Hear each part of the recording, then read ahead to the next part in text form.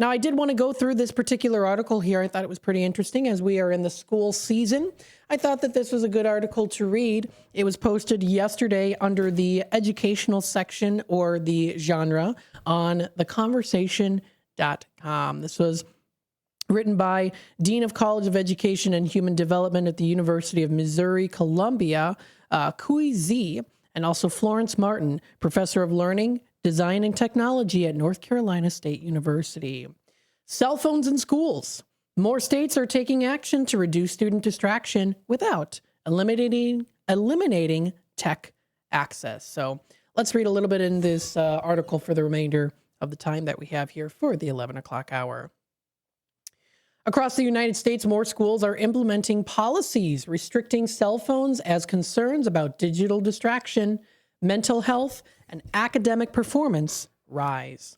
The scale of the issue is significant. According to a 2023 report from Common Sense Media, 97% of students between the ages of 11 and 17 use their cell phones at least once during the school day.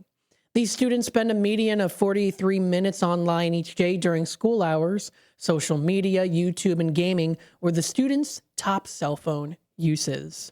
Schools have already begun taking action. Data from the National Center for Education Statistics published a 2025 report showing that 77% of public schools ban cell phones during classes.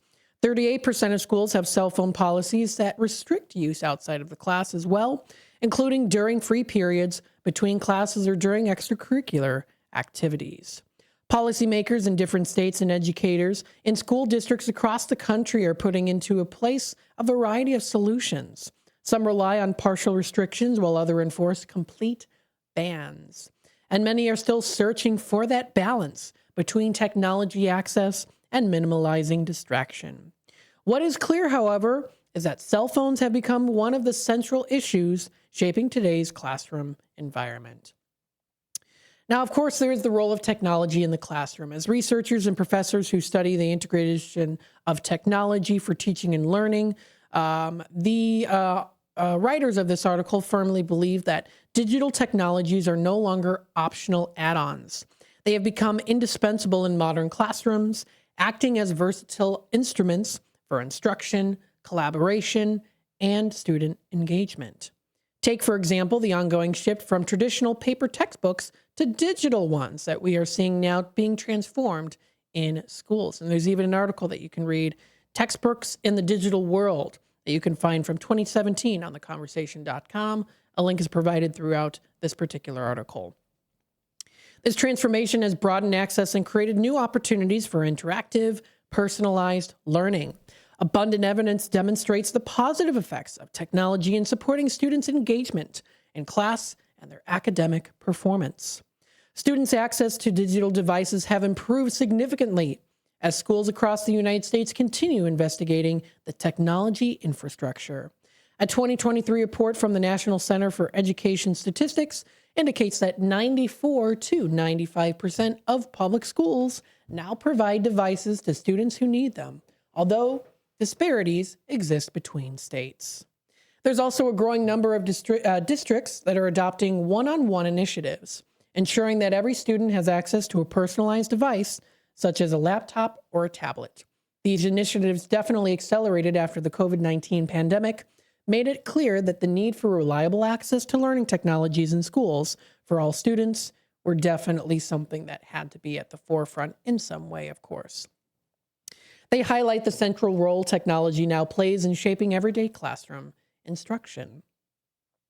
These technologies hold great educational potential, yet when not integrated thoughtfully and regulated effectively in the classroom, they can inadvertently reduce focus and undermine learning.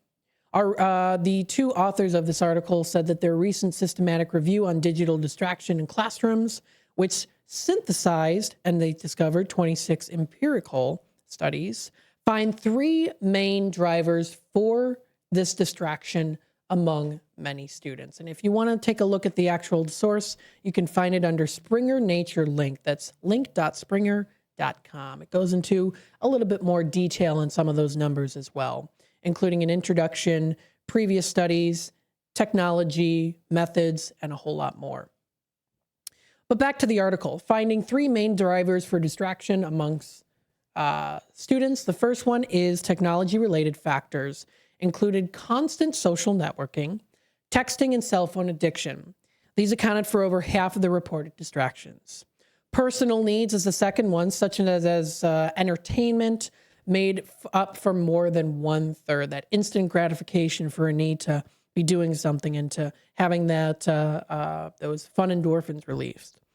And then finally, instructional environment, including classroom instruction that isn't engaging, poor classroom management, and difficult course content accounted for the rest of these. Trying to find the answers to little cracks that you weren't able to maybe understand in the classroom for whatever the case might be.